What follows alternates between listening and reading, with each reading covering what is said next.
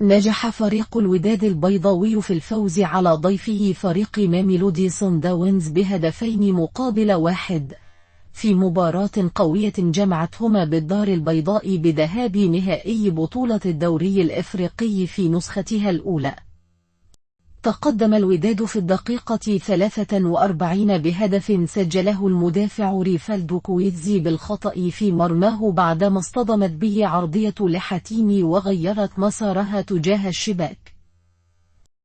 في الشوط الثاني حصل صن-داونز على ركلة جزاء بعدما لمست الكرة يد يحيى جبران قائد فريق الوداد، وسجل منها المدافع المغربي عبد المنعم بوطويل هدف التعادل لفريقه الجنوب إفريقي في الدقيقة 74.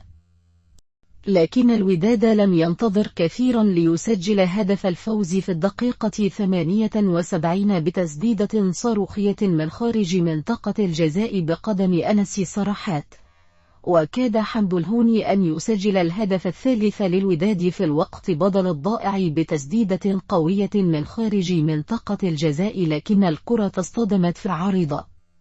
ورغم محاولات صن-داونز لتسجيل التعادل في الوقت المتبقي من المباراة إلا إنها انتهت بفوز الوداد.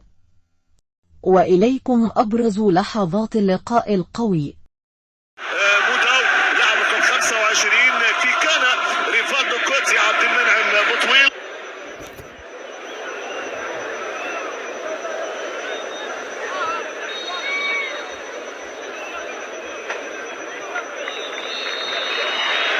إذن مع نادي صن-داونز في هذه المهمة. صن-داونز ياخذ يمين الشاشة وفريق نادي الوداد يبدأ على يسار الشاشة مع انطلاقة 10 مساء بتوقيت دولة الإمارات العربية المتحدة. طبعا جديدة، بنلعب في بطولة مستحدثة وبنلعب في بطولة وليدة، طرفها عربي في مباراة الذهاب وإن شاء الله يكون لقبها عربي أيضا في مباراة الإياب. يمشي على طول الكرة تاني صالح نادي الوداد، العرضية كروس باس جميل من كانت خطيرة جدا، منك هدف. على طول الكرة تاني الانطلاقة الأمامية للوداد. لو يبدأ الوداد بالتسجيل، انطلاقة على طول ودادية، محاولة على طول عرضية خطيرة، إصرار ممتازة، وحارس المرمى على طول الكرة أمامية حلوة، انطلاقة على طول تاني صالح الوداد. هذه المحاولة خطيرة ممتازة، مين يكمل بقى؟ حد يكمل، خطيرة، ممكن هدف أول. خش سجل التصويبة، لكن كان لازم حد يكمل في الانطلاقة الحلوة والتمريرة الجميلة. فرصة ممتازة بالنسبة لصالح الوداد. هذه الانطلاقة وداد الأمة، منتصر الحتيمي دخل لجوه، كان فيه فرصة كويسة إنه يسدد فريق الوداد عن طريق اللاعب منتصر الحتيمي. فرصة كويسة عدى من عبد المنعم بوطويل لاعب البلدياتو، شوف على طول يعدي هنا ودخل لجوه كويس قوي منتصر الحتيمي. كانت عايزة بالصباع الكبير شوية أقوى، لكن شوف الضغط وكانت المساندة لفريق نادي وداد الأمة. يلعب أمام نادي صن-داونز، فريق أيضا فريق الشورت باسز والفريق المميز. تمشي على طول الكرة أمامية للوداد، ممتازة دي، هي دي، يمشي دي خطيرة جدا لما تلف لفة كويسة. تمشي على طول الكرة الثانية يا راجل في البعيدة شوية، صالح الياندي يمشي كرة تانية، عرضية خطيرة، لكن يطلع دي شوية تبقى اجريسيف شوية واقوى شوية على دفاعات فريق الصن-داونز. يحيى عطية الله تحط الكرة، تمشي على طول الكرة تاني خطيرة ممتازة، حط رجلك يا راجل، حط رجلك، خطيرة جدا، لكن تعدي من ويليامز. فرص لحد الآن لسه عطية الله، والكرات العرضية مراوغة بتاع هشام بسفيان. الأرقام في المباراة بود، ادي جبران يلعب بقى فوق جبران تمشي على طول الكرة تاني في اليسار بوسفيان، يلا بوسفيان اعمل مساندة تحت منك على طول عبد الله ابراهيم، والمساعد الثاني عبد الرزاق احمد بن جيبوتي، مصطفى غربال ومقرن. اللعب بدون كوره، في بطء شويه في الحركه، والزياده العدديه فيها مشكله كبيره في الهايبر اس والضغط العالي. يمشي على طول الكوره، لكن هدف يفك الطلاسم، يمشي يخش البوكس، يمشي على طول الكوره تاني الحتيمي والعرضيه الوداديه، لكن يطلع تاني الصن-داونز فوز والتعادل في 5 ماتشات. يمشي على طول الكوره تاني اماميه ممتازه، خش البوكس خطيره، ممتازه العرضيه، لكن تخبط تاني على طول في دفاعات فريق الصن-داونز. هذه المحاوله والضغط تاني، لكن في الاخر منتصر الحتيمي يمشي على طول الاماميه، عرضيه خطيره جدا، محاوله راسيه خطيره، سجل يا راجل بقى، مش مش ممكن ويليامز. شوف العرضيه هنا موجوده، عدى والمسانده والحارس ويليامز. الان بالوداد التلت الامامي يمشي على طول الكره تاني، محاوله يوبا ساب وبسدد كتير عند ويليامز. هو ده الكلام. نادي الوداد من خلال تسديدات يحيى عطيه الله ومحاولات دايما موجوده عن طريق عبد الله حمود ويحيى جبران وزكريا تراوي. والاخيره على شوط المباراه الثانيه حزاري خطير، خلي بالك اقف هو يا يوسف حزاري من كول الحمد لله، ولا بيتغير ولا بيبعت اي رسائل سلبيه ابدا لفريق نادي صن داونز. والحقيقه تقال شوف هنا نكو لو حطها في البعيده كانت خطيره جدا الحمد لله. بالعدد بقى لازم حد يزيد العملود. هيلعب لمين المدرب الحقيقه في السنوات الاثنين الاخيره. تمشي على طول الكره تاني في الجبل اليسرى لحتيمي منتصر يا ولد عاديه دي هي دي خش البوكس ويلعب عرضيه قويه يا ولد لحتيمي جول الوداد جول في نفسه. الله هو ده الكلام. الهدف ده مهم جدا ريفالدو كوتزي، لكن اصرار وجرينتا وروح مغربيه جميله. اكثر من 50-60 الف متفرج، حضور جماهيري عظيم. دخلت منتصر الحتيمي والعرضيه بقول لك العب العرضيه بقوه، اي حد يلطش يلمس في الحته دي. ادي منتصر الحتيمي والهدف ده ممكن يدخل فريق المغرب فريق الوداد الى جو المباراه. اي وداد اي فريق عظيم، اي فريق عنده ريكورد، عنده ماركه مسجله، عنده تريد مارك، عنده وضعيه ممتازه.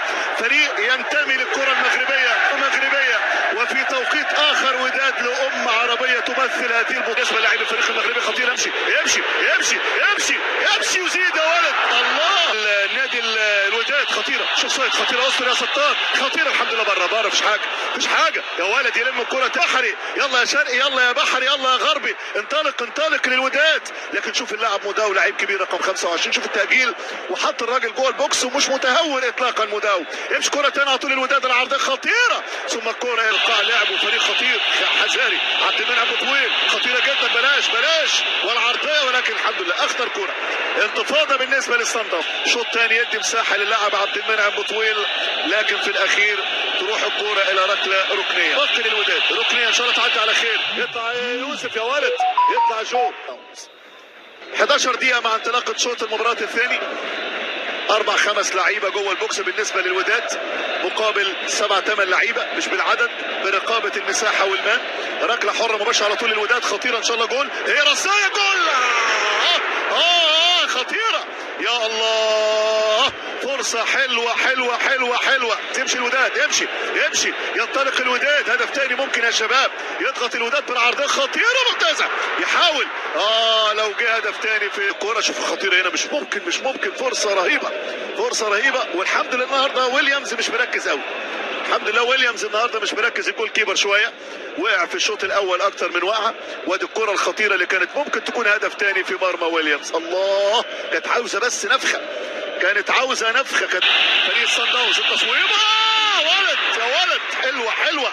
يوسف مطيع يطلع الكره ركنيه، هي في وسط المرمى لكن هزت القلوب هنا في مركب محمد الخامس. كره رايحه مع الصن داونز على طول تاني موديبا، استر يا ستار. ويوسف باذن الله تعالى تضيع يا رب فرصه كويسه جدا بالنسبه للوداد.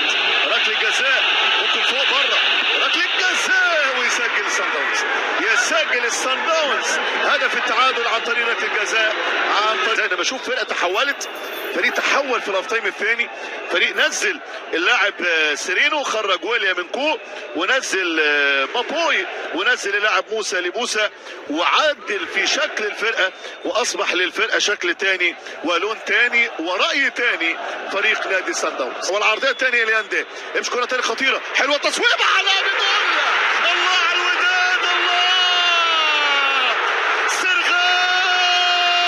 وقف، شوف الكره، شوف العرضيه، شوف الاستلامه، شوف التصويبه، شوف القنبله. وحارس المرمى خدها غلط والحمد لله انه خدها غلط، ويا ريت ياخد كل اللي جاي غلط في غلط وهو واقف.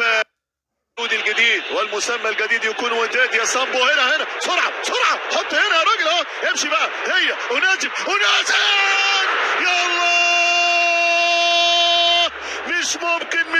مش ممكن. لو الحظ موجود كنت عملت معاك يا حظ. لا تنسوا الاشتراك في القناة وتفعيل زر الجرس ليصلكم كل جديد.